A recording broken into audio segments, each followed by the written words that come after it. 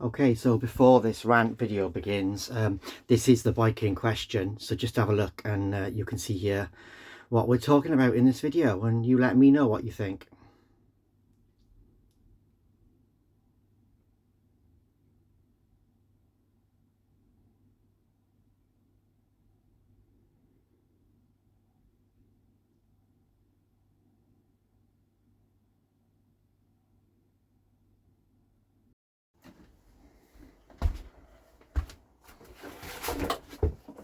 Okay, if you've watched any videos on this channel before, you probably will have heard me ranting continuously about the price, the ridiculous price of bikes these days.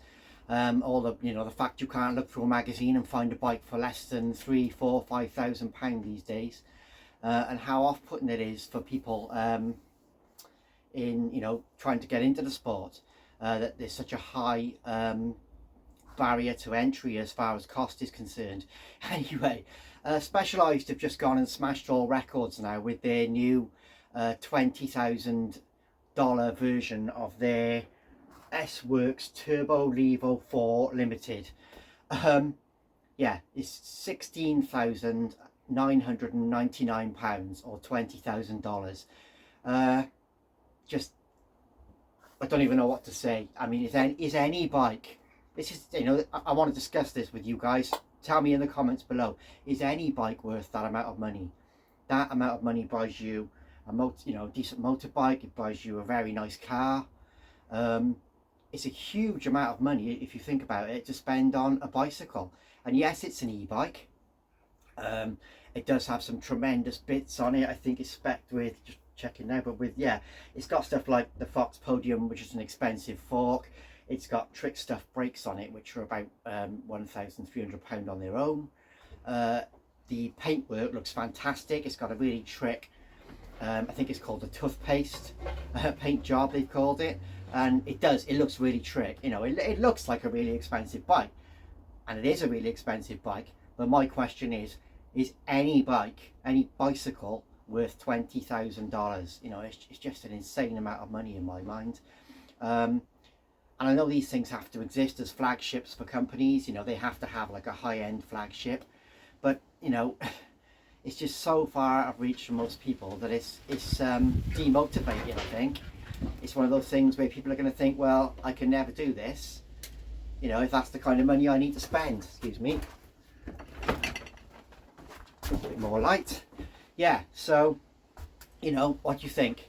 Is it crazy? Do you think it's for the people who've got that kind of money to spend, and it is for the people who've got that kind of money to spend, and it is entirely up to them to spend that money if it makes them happy and they can spare it. And it's not for me to say nobody should spend that money, but it's well out of the reach of most people, as is £5,000 for a mountain bike. And I mean, after about £4,000 or £5,000, how much benefit do you actually see from going higher than that, to like 10 grand, 15 grand, 20 grand?